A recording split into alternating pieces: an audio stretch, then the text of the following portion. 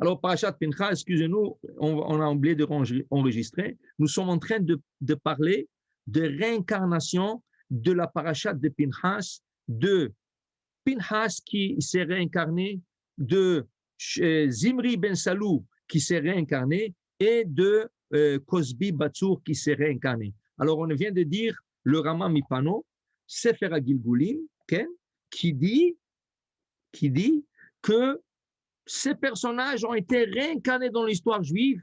Alors, Cosbi Batsour est réincarné en Isével, la femme de Achav, la femme idolâtre, la femme qui cherche à tuer tous les prophètes, spécifiquement Eliyahu Hanavi. Mais nous savons que Pinchas ou Eliyahu. Pinchas, il est devenu Eliyahu. Pourquoi? Dit le Rabbi Ben Ishraï, Hachem lui a donné Berit Shalom, une alliance de paix que son corps ne quittera jamais son âme, ou plutôt son âme ne quittera jamais son corps. Donc, il n'est pas mort. Il est monté corps et âme au jardin d'Éden, et il a vécu une longue vie. À un certain point, dit le Rabbi Ben Ishraï, il a disparu, à cause d'une histoire qui est arrivée avec Iftach HaGiladi, un juge d'Israël, que lui, Pinchas, a été impliqué. Il a disparu. Et là, qu'est-ce qui arrive? Quand il retourne, il change son prénom en Eliyahu. Il s'appelait Pinchas, après il s'appelle Eliyahu, et on dit Pinchas ou Eliyahu, c'est la même personne. Ok? Isével maintenant, elle cherche à tuer les prophètes, spécifiquement Eliyahu Hanavi. Pourquoi? Parce qu'Eliyahu, c'est Pinchas qui a tué Cosbi Batsour. Là, elle cherche le venger, elle cherche le tuer, mais à la fin, Eliyahu fait une prophétie sur elle qu'elle va mourir et les chiens vont lécher son sang. Exactement qu'est-ce qui lui arrive à Isével. Donc, elle n'a pas fait son tikkun. Et quand quelqu'un, on lui donne une chance de faire un tikkun et il ne le fait pas, il faut qu'il retourne. Donc, tous les deux, Pinchas et Cosbi, qui est Isével, vont retourner une deuxième fois, ou une troisième fois si on veut. Comment? Dit le Rama Mipano. Comment ils vont retourner? Il dit ici que d'abord, celui qui a fauté, comment il s'appelait? Zimri ben Salou. De quelle tribu il était? De la tribu de Shimon. Dit le Rama Mipano. Zimri ou Rabbi Akiva. Zimri ben Salou va se réincarner en Rabbi Akiva, le grand Rabbi Akiva. Le grand Rabbi Akiva, qui a formé 24 000 élèves, qui a enseigné la Torah, qu'on dit qu'il était capable de faire des discours sur le courant des lettres. Zimri ben Salou, qui a fauté avec cette fille, il se réincarne en Rabbi Akiva, ni plus ni moins. Et après ça, Cosbi, qui est Cosbi? La matronita, la duchesse. Quelle duchesse? On dit que son mari, à elle, s'appelait Tronus Rufus, un des empereurs romains. Et Tronus Rufus, il a toujours cherché à avoir Rabbi Akiva, l'attraper. Il ne va pas le tuer, mais toujours des discussions avec Rabbi Akiva. Et un jour, il est rentré frustré à la maison parce que Rabbi Akiva l'a gagné, comme toujours. Alors sa femme lui dit, pourquoi tu es comme ça? Il dit, regarde, chaque fois que je lui parle, il me gagne, il a toujours des réponses, des bonnes réponses, qu'est-ce que je veux lui faire? Elle lui a dit, laisse-moi s'occuper de lui.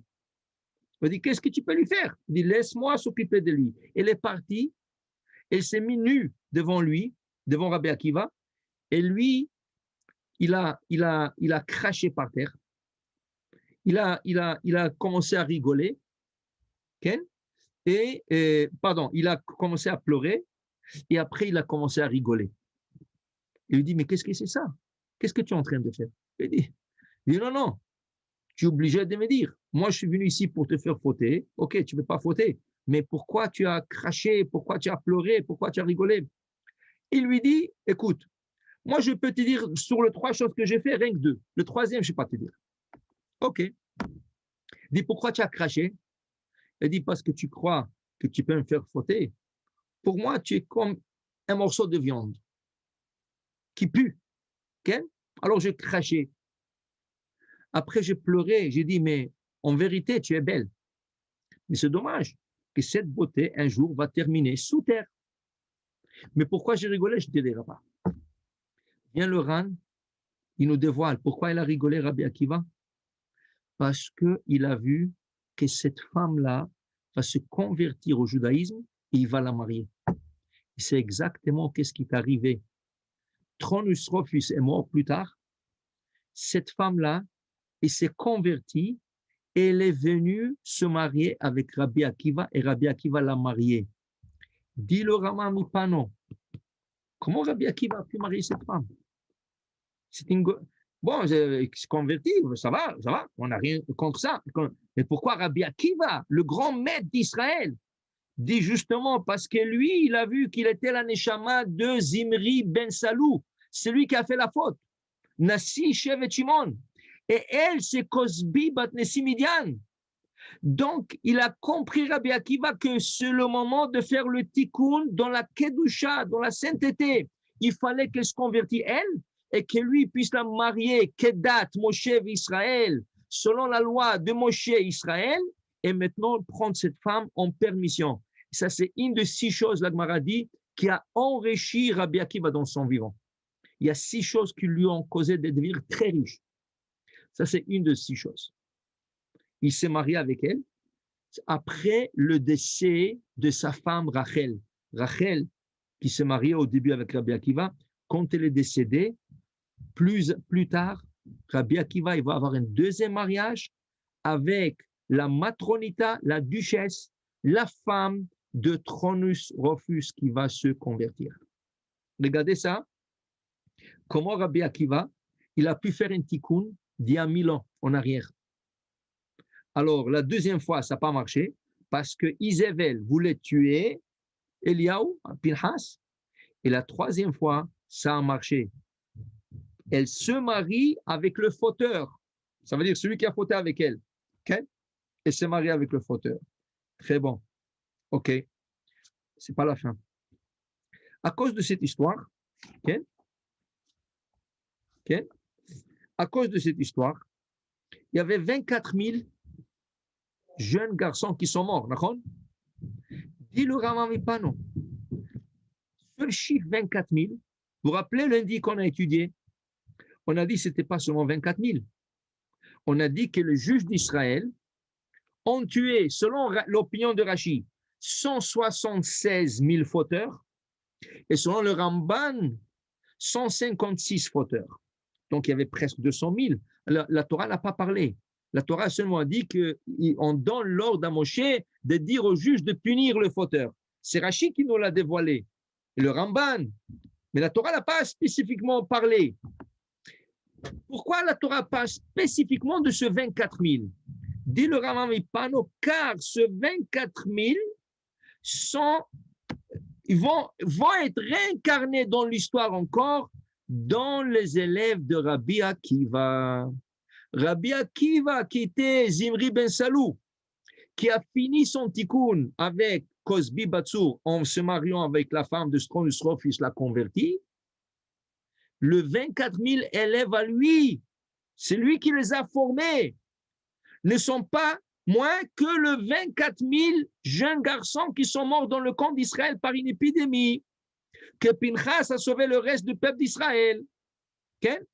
Qu'est-ce qui est arrivé? Regardez comment c'est beau. Qu'est-ce que la Gemara nous dit? Pourquoi ils sont morts à l'époque du Rabbi Akiva, 24 000 élèves à lui? Parce qu'ils ne se sont pas respectés un à l'autre. Ils n'ont pas eu de respect un à l'autre. Ils ne parlaient pas avec respect. Ils ne voulaient pas donner respect un à l'autre. Et pourquoi? Des si grands érudits, élèves de Rabbi Akiva qui ne se respectent pas, comment c'est possible? Encore vient la Kabbale, le Harizal, il nous dévoile. Ils étaient, tous les 24 000 élèves, tellement haut placés spirituellement, ils avaient comme Ruach HaKodesh, comme l'inspiration divine, chacun d'eux. Et chacun d'eux, quand il voyait son collègue devant lui, il dit, mais toi, waouh, il y a 1000 ans, tu as fauté avec une Midianite, tu étais avec une non-juive, toi, tu as fait le péché, tu es mort par une épidémie. Il dit, mais qu'est-ce que tu veux? Et toi aussi, tu es. Et ils étaient capables de dire chacun à l'autre comment s'appelait la femme avec qui ils étaient. Tellement ils étaient grands. Donc, quand quelqu'un voyait à l'autre un fauteur, il n'arrivait pas à se respecter. Et qu'est-ce qui est arrivé? Ils sont morts. Ils sont morts. Mais une seconde, l'histoire ne commence pas là. L'histoire commence bien avant cela. De qui on parle? De quel prince de la tribu de Shimon? Regardez comment les mailles de la chaîne se connectent une dans l'autre pour nous donner une histoire complète. Ça, c'est grâce à la Kabbale, ça, c'est grâce à le Rav Mipano. Ken? Le Rav Mipano. Regardez qu'est-ce qu'il dit.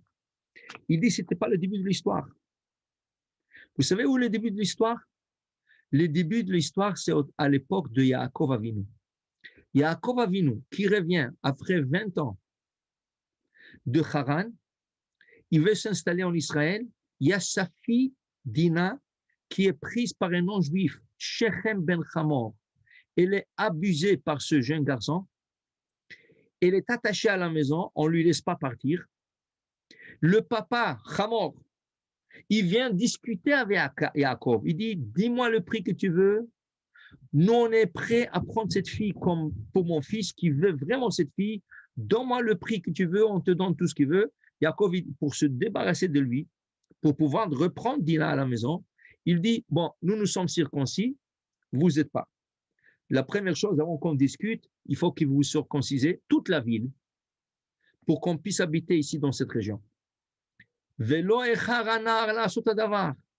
il n'a pas tardé, le jeune, lui et le père, ils n'ont pas tardé de venir dans toute la ville leur dire, écoutez, si ces juifs-là, ils arrivent ici, il y aura l'économie va monter. Comme chaque fois qu'il y a des juifs qui arrivent quelque part, l'économie monte et ils ont beaucoup d'argent, ils sont riches, ils vont nous enrichir et ils ont des belles filles, ils vont nous donner leurs filles, nous on va leur donner nos filles. Ils ont convaincu toute la ville de se circoncire en un jour. Qu'est-ce qui est arrivé quand ils sont circoncis? Lévi et Shimon et Lévi prennent leur épée sans le savoir de leur père Yaakov Avinu. Ils vont dans cette ville et ils vont tuer toute la ville. Pourquoi? Dit le Rachem Akadosh, parce que toute cette ville avait la responsabilité de condamner Shechem ben Hamor qui a abusé d'une fille et selon le statut de Noah, un homme qui a commis de l'adultère à cette époque, il est chayav mita, c'est une peine de mort. Eux, le gens de la ville, qui ne voulaient pas juger Shechem ben Hamor parce qu'il était riche, parce qu'il était le prince, tout ce que vous voulez, alors c'est leur tour d'être condamnés. Alors Shimon et Lévi condamnent toute la ville à la mort et ils tuent toute la ville. OK? Et ils reprennent Dina. OK? Dit le Rambam Mipano. Combien des hommes ils ont tué ce jour-là? Le jour de Shrem, combien des hommes? Dit le Rambam Mipano, Arba'a ve'esrim elef. 24 000 personnes. OK? Alors, dit le Rambam Mipano. Hachem, il a dit, mais une seconde. C'était pas vraiment juste là. Pourquoi? Parce qu'il vient de se circoncire. Oui, il mérite la peine de mort, c'est sûr. Mais il vient de circoncire. Et tu es en train de leur tuer juste après la circoncision. Il fallait leur tuer sans circoncision, mais ils sont circoncis. Alors, ils ont accepté de se circoncire. Alors, ce n'était pas juste de le tuer tout à fait. Okay? Qu'est-ce qu'il fait Hachem? Il leur donne une chance. Tous les 24 000 qui sont goy, qui ne sont pas juifs, ils sont le genre de Shechem, sont réincarnés dans la tribu de Shimon à l'époque de Moshe Rabbeinu. Donc, ils se réincarnent dans des âmes juives. Et il vient dans l'époque de Moshe Rabbeinu, 200 ans plus tard, ou 250 ans plus tard. OK? Et maintenant, Hachem leur donne la chance. Mais une seconde. Pourquoi ils ont été condamnés à mort par les deux enfants de Yaakov, Shimon et Lévi? Parce qu'il fallait qu'ils contestent l'adultère qu'a commis leur prince, leur chef des tribus, Shechem ben Hamor. Et ils n'ont pas contesté, c'était eux qui ont souffert la peine de mort. Alors, qu'est-ce qui arrive maintenant? Ils sont réincarnés dans la tribu de Shimon. Okay? Et qu'est-ce qui arrive? Maintenant, ils vont tous fauter une deuxième fois. Et quelle est la faute? Adultère. Ils ont fauté avec le fils de Midian. Donc, la deuxième fois qu'ils sont réincarnés, ils n'ont pas réparé leur faute. Ils ont répété la même faute. Donc, Hachem leur donne, puisque c'était des Juifs maintenant, il leur donne une troisième chance. Et ils se réincarnent dans de hauts personnages spirituels qui, les 24 000 des élèves de Rabbi Akiva. Mais le problème, avec leur grandeur et leur savoir et leur Ruach HaKodesh qui résidait sur eux, qu'est-ce qui arrive maintenant? Ils n'arrivent pas à se respecter. Et cette fois, ce n'est pas l'adultère, mais c'est un manque de respect entre eux, ce qui fait qu'une épidémie leur prend. Regardez des âmes qui ont été réincarnées 3 fois. Une fois par un Shechem, deuxième fois par la tribu de Shimon, fauté avec le fils de Midian, troisième fois par les élèves de Rabbi Akiva. Rabbi Akiva lui-même, c'est Shimon, okay? C'est le prince de Shimon qui est Zimri ben Salou, okay? Et voilà qui se marie avec Cosbi Batsour, qui va retourner dans la réincarnation de la femme de Tronus Rufus, qui va mourir et elle va se convertir et se marier avec Rabbi Akiva. Regardez, c'est incroyable comment Akadosh Baruch Hu donne aux personnages de la Torah de revenir dans plusieurs histoires. Dans l'histoire de Jacob, dans l'histoire de Moshe Rabbeinu, dans l'histoire de Rabbi Akiva. Okay? Et Shimon, Sishevet Shimon, qui est Zimri ben Salou, Cosbi Batsour, Goya, et s'est converti. C'est incroyable comment Akadosh Baruch Hu, il veut que ces âmes, qui ne sont pas des âmes simples, ils sont en train de porter certains habits. Un, il s'appelle Cosbi, l'autre s'appelle Zimri ben Salou, Rabbi Akiva. Tout ça, c'est des habits sur des âmes très, très élevées. Et si la Torah en parle, parce que la Torah veut qu'ils arrivent à leur tikkun, à leur réparation d'âme. Et c'est pour ça que tout le monde sont là. Si quelqu'un est là aujourd'hui, dit le, comment il s'appelle? Dit le Rambam, comment on appelle? Le Harizal. Si on est là, c'est parce que dans le premier titre de Gilgul qu'on était là, on n'a pas assez réparé. Donc, il faut revenir dans Gilgul pour réparer. OK? OK, on a un petit... Moi, j'ai une question. Oui, allez-y. Si les 24 000 de Rabbi Akiva sont décédés, donc ils n'ont toujours pas fini leur tikkun, alors ils sont où les autres prochains 24 000 si on continue l'histoire? Alors, si on continue l'histoire, ils vont être réincarnés quelque part, mais pas dans un groupe comme ça de 24 000. Okay? Le Raman Epano, il dit on ne trouve pas encore 24 000 comme ça qui viennent se réincarner. Donc, maintenant, au lieu que ce soit un tikkun collectif, ça va être un tikkun individuel. Ils vont descendre, chacun, il va descendre et il va se réparer jusqu'à qu'il remonte à sa source. Alors, qu'est-ce qu'on peut dire? Hachem voulait que ce soit une masse de 24 000 personnes qui se réincarnent et qui se réparent toute une génération comme ça. Alors, qu'est-ce qu'on peut dire des pogroms contemporains, les 6 millions de juifs, en 492 avec l'Espagne, les pogroms en Russie, toutes ces catastrophes, qu'il y a eu des millions de juifs qui sont morts, et dernièrement les 6 millions. Alors, c'est quoi ça? Ils viennent d'où, eux? C'est ça. Peut-être tu trouves... Là, on parle de 6 millions, là, on ne parle pas de 24 000, là. Oui, tu parles de 6 millions. Et on parle d'il y a 50 ans, 60 ans, là. Oui, mais n'oublie pas qu'à Bétar était la ville qui a été assiégée après Jérusalem. Une fois qu'ils ont détruit le Beth Amikdash, ils ont brûlé tout ça, les Romains sont partis à Bétar, la ville de Bétar, qui s'est enfermée et ils l'ont assiégé pendant 52 ans. Ils n'ont pas pu le prendre parce qu'il y avait là-bas Bar Koziba, que Rabbi Akiva disait de lui, lui c'est le Meshiach. Lui, ça va être le Meshiach d'Israël. OK? Maintenant, pour te dire, quand ils ont pénétré la ville, combien de personnes ils ont tué? 8 millions. 8 millions. OK? Donc, où ils sont partis ces armes? Peut-être l'histoire de l'Holocauste et avec des autres histoires, on ne sait pas. C'est très difficile parce que, encore, ce n'est pas n'importe qui peut dire n'importe quoi. On peut deviner, mais nous, on ne sait pas. Okay? On ne sait pas ça prend des grands kabbalistes comme le Rama Mipano, Rabbi Menachem Azaria de Pano, comme le Harizal, qui nous dévoile des secrets comme ça. Nous, on n'arrive pas à dire ou à décoder, voilà, ce chiffre. On ne sait pas. Okay? On ne sait pas. Et qu'est-ce que tu vas dire?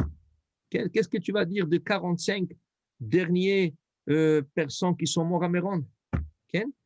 Ou qu'est-ce qu'on va dire de 150 qui viennent de décéder à Miami avec l'immeuble qui a écroulé? Okay? On ne sait pas. Nous, on n'est rien que spectateurs.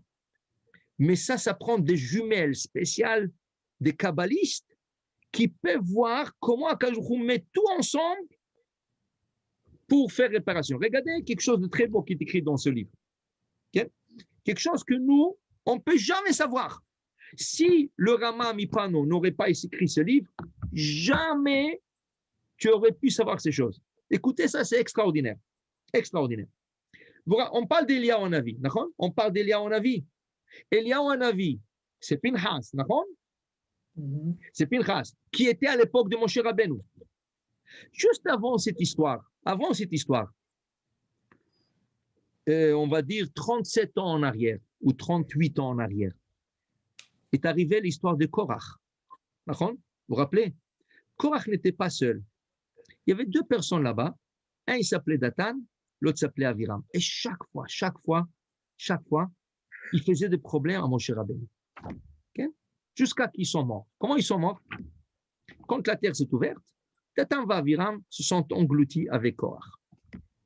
Vient le Rama Mipano, inimaginable. Regardez qu'est-ce qu'il nous dévoile. Regardons un peu l'histoire de Pinchas, qui est Eliyahu.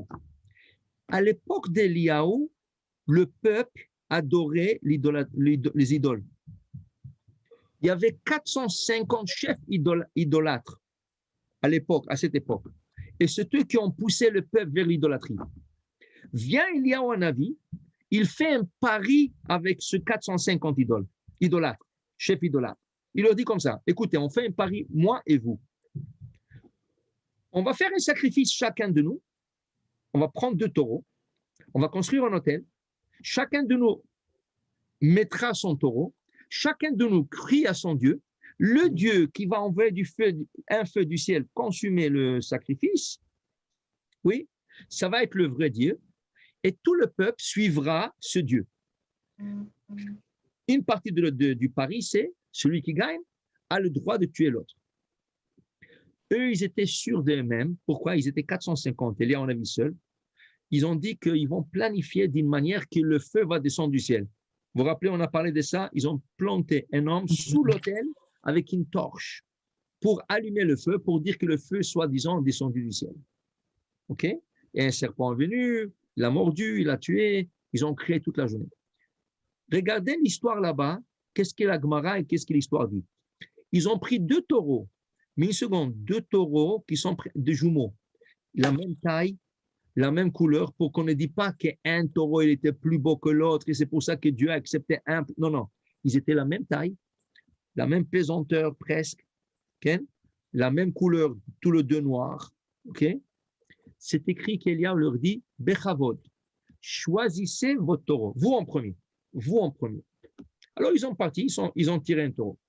Le taureau ne voulait pas bouger de sa place. Va bouger un taureau quand il te dit non.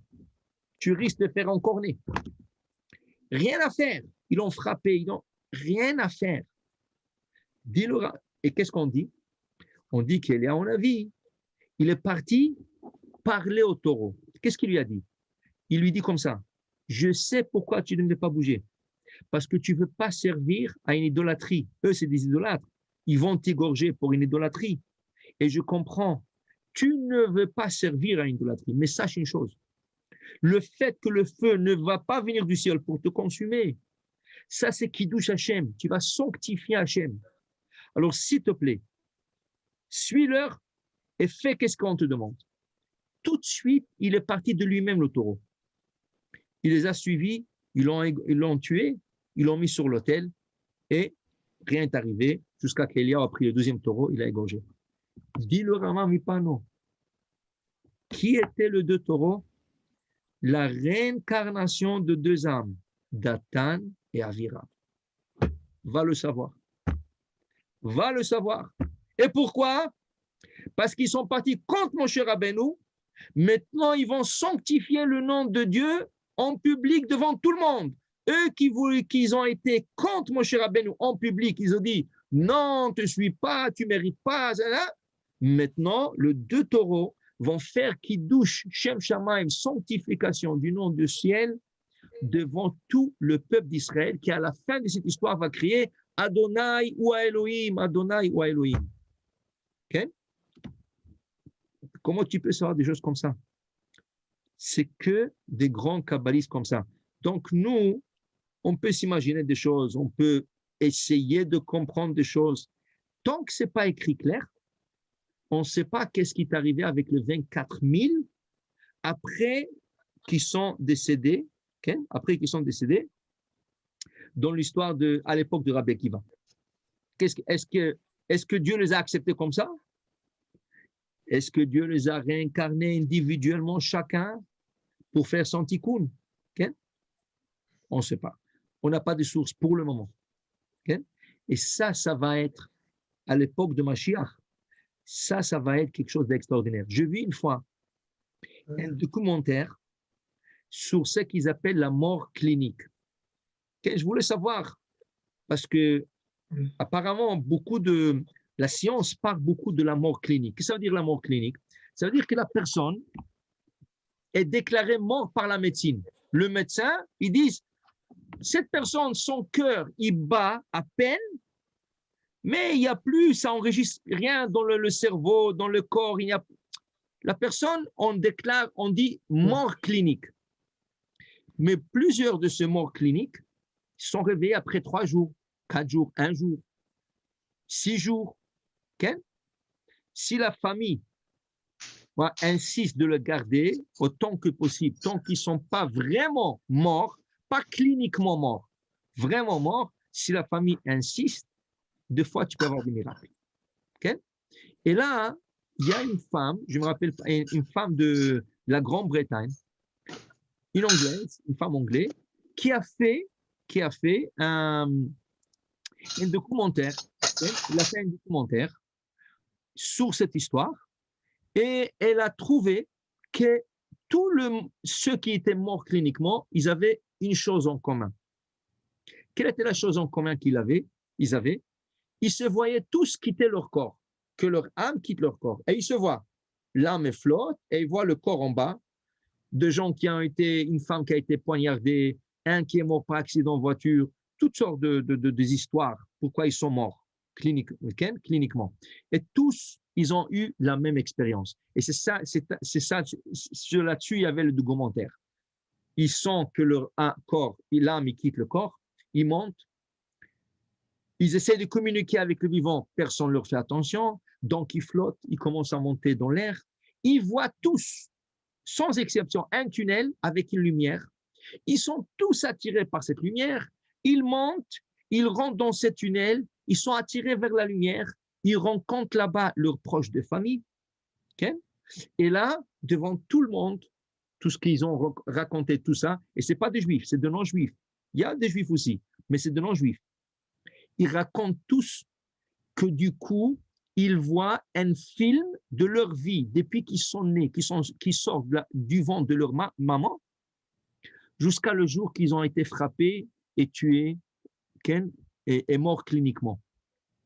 Et ils racontent tous que ce film était vite, on dirait il a pris quelques minutes, une histoire de la femme qui est morte à 40 ans, l'autre qui est mort à 50 ans, l'autre qui est mort à 20 ans, une histoire de 20, de 40, de 50 ans, en quelques minutes, le film de leur vie passe devant eux et ils voient comment, voilà, qu'est-ce que tu as fait depuis que tu as tété jusqu'à le jour que tu as été frappé.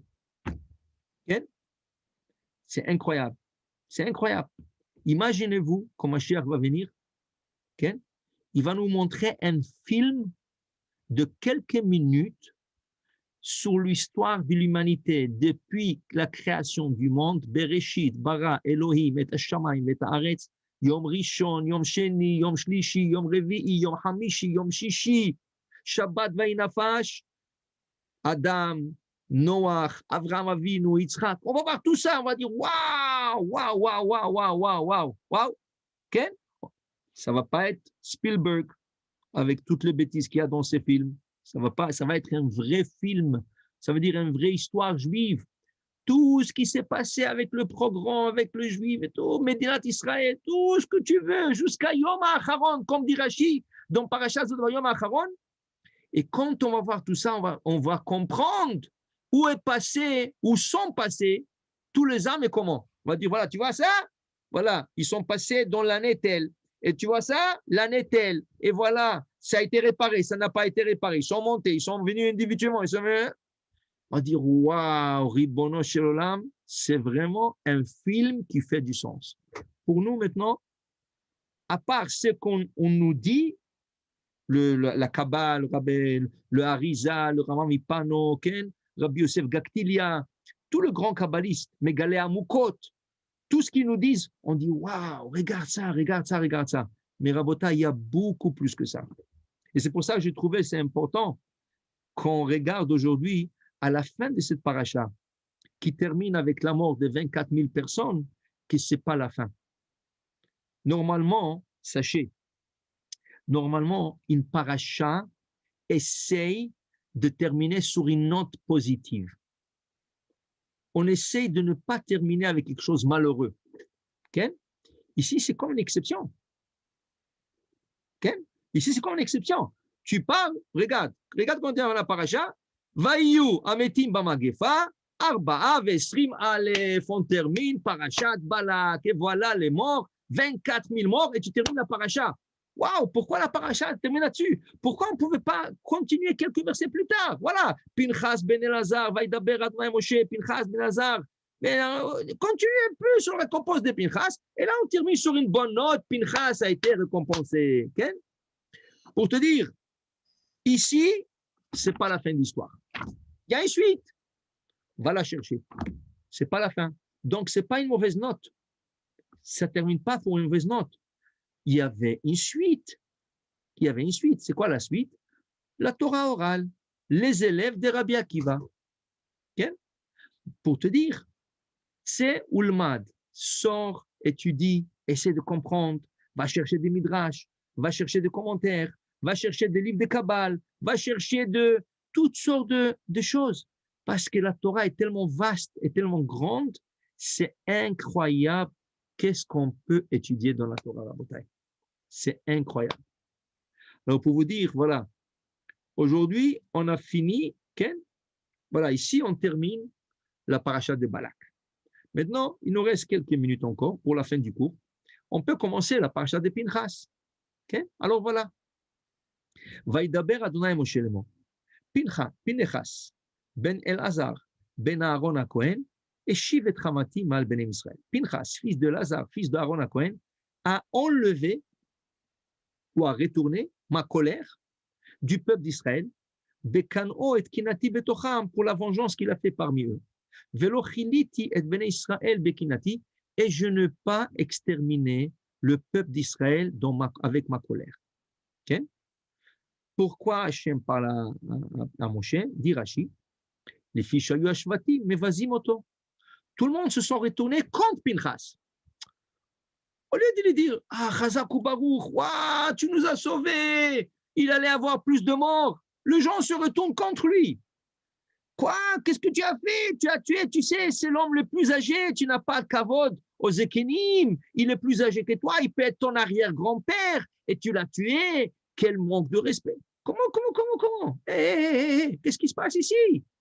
Qu'est-ce qui se passe? Il vous a sauvé la vie et vous ne réalisez même pas. Viens Hachem, il nous dit, Vaïdaber, Adonai, Moshe est mort, dis-leur, grâce à lui, Eshivet Hamati, Me'al Ben Israël. Regardez qu'est-ce qu'ils nous disent, le commentateur, le mot Hamati, ma colère. Regardez combien de lettres il y a. Chet, même, Taf, Yud. Si je prends les lettres médianes, qu'est-ce que c'est? Met. Si je prends les lettres externes, Hay. La vie a été repoussée. La mort a été rapprochée. Vous étiez proche plus de la mort que la vie parce que la mort vous a poursuivi. Dis-leur d'arrêter de l'attaquer car ils étaient plus vers la mort que la vie. Okay? Et là, c'est grâce à lui que vous étiez sauvés. Mais le gens, qu'est-ce qu'ils disaient? Vous savez, quand on veut blâmer quelqu'un ou on veut accuser quelqu'un, regardez où ils sont partis chercher. Dans les annales de Pinchas. Ashvatim, les tribus, les 12 tribus, Ayume Vazimoto, ils le dénigraient. Ariitem ben Poutize, est-ce que vous avez vu le Ben Pouti, le fils du Pouti? Qui c'est le Pouti? Okay? Pas Poutine, Pouti. Okay? Shipitem avi imo agalim la avodat elilim. Le père de sa mère, il engraissait de veaux pour l'idolâtrie. Waouh, qui c'est? Yitro. La maman de Pinchas, elle est une descendante de Yitro. Donc, on dit que sa mère à elle, la maman de Pinchas, sa mère à elle est une fille de Yitro. Donc, qu'est-ce qu'ils ont dit? Yitro était un idolâtre, c'était le pape. Il sacrifiait aux idoles. Okay? Alors, bien sûr que Pinchas, il va tuer Zimri, parce qu'il a le sang d'idolâtrie qui lui coule dans le corps. Et ce sang d'idolâtrie demande des morts, c'est des païens, ils veulent tuer des gens. Ah, une seconde, mais Yitro, est-ce qu'il ne s'est pas converti? Mais Yitro, est-ce qu'il n'a pas eu une mérite d'avoir une paracha sur son nom? Est-ce qu'il n'a pas eu le mérite de conseiller son beau-fils, Moshe Rabbeinu, avec le tribunal, comment placer les tribunaux, toute la législation juive? Qu'est-ce que vous êtes en train de dire? Qu'est-ce que vous êtes en train de chercher? Hachem intervient. Ne cherchez pas ça. N'allez pas dans ce coin. Vous êtes trompés.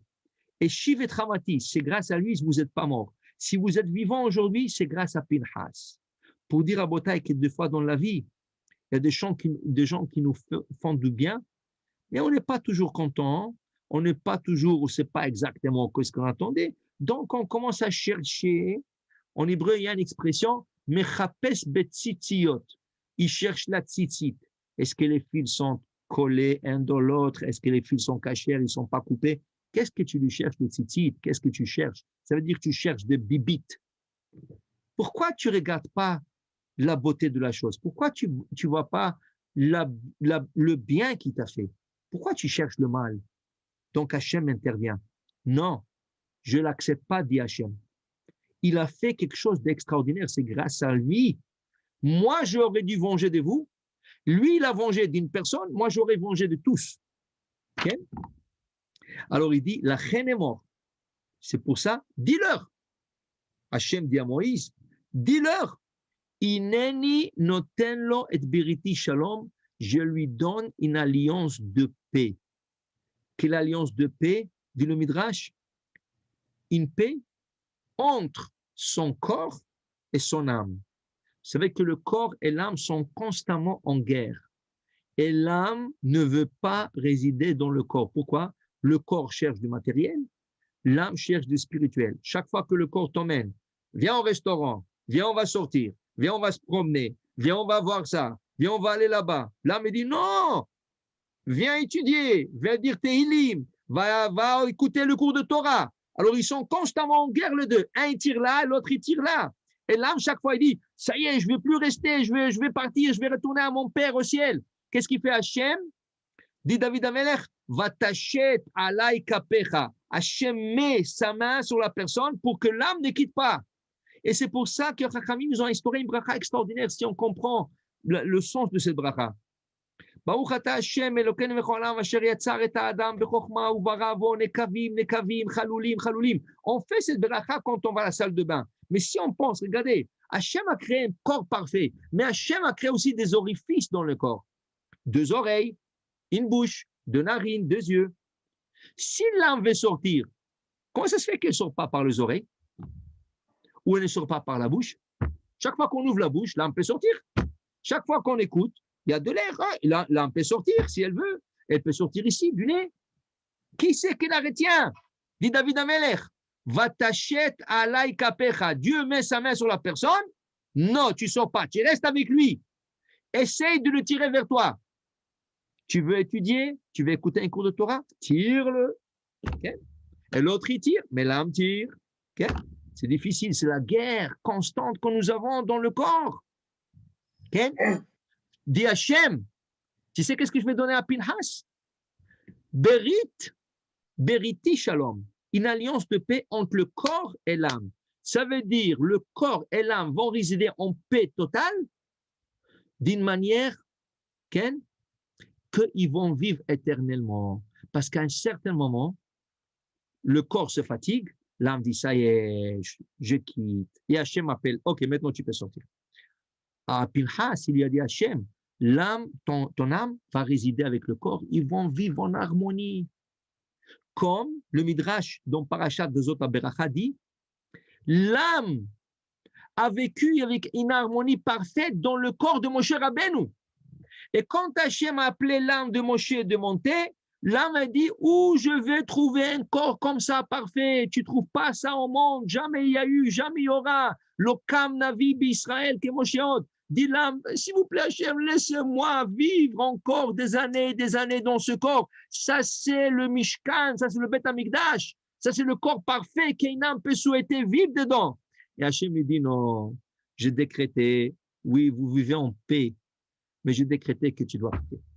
Je te retournerai quand ma chère va venir. Comprenez? Il y a des âmes qui ont le plaisir de résider dans le corps où elles se trouvent. Et ça, c'est quelque chose qui a été donné à Pinhas, Berit Shalom, une alliance de paix éternelle. Donc Pinhas ou Eliaou, et à un certain moment, Eliaou va monter corps et âme au ciel et devenir un ange. Et de temps en temps, il descend sur terre, fait ses missions, il retourne au ciel, il est malach, il écoute la yeshiva shel Ma'ala, il descend dans un brit mila, il va dans de missions qu'Hachem l'envoie. Il n'a jamais quitté son corps. Okay? Ce n'est pas la fin. On va terminer encore avec sur un point. Vaitalo ulzaro acharav berit keunat olam. Maintenant, je lui donne aussi, je le nomme, dit Hachem, Cohen. Lui et ses enfants. Pourquoi je le nomme Cohen? Parce que quand Hachem a pris à Aaron, il l'a nommé Cohen, il lui a dit, la keuna, la prêtrise, va commencer de toi, Aaron, avec tes 4 enfants. Nadav, Avihu, Elazar, Itamar. Pas plus que ça. Mais Elazar, il avait déjà Pinhas, qui est né. Hachem dit non. L'enfant reste Lévi, le papa est Cohen. À partir de là, les enfants qui aura Elazar à Cohen, eux, ils vont devenir de Kohanim. OK? Là, après l'histoire de Pinhas avec Zimri, Hachem dit, maintenant, je nomme Pinhas, il mérite d'être Cohen aussi. Lui, pas seulement lui, ses enfants aussi. C'est que son père n'a pas eu. Son père, Elazar, il est devenu Cohen, mais son fils est resté en arrière Lévi. Là, Pinhas, il reçoit le titre de Cohen avec les Zaro Acharav, avec toute sa descendance, tous ses enfants, qui est un plus grand mérite qu'il a eu. Donc, il a été compensé d'une vie éternelle et il a été récompensé de devenir Cohen, lui et toute sa descendance. Baruch Adonai le'olam. Amen ve amen.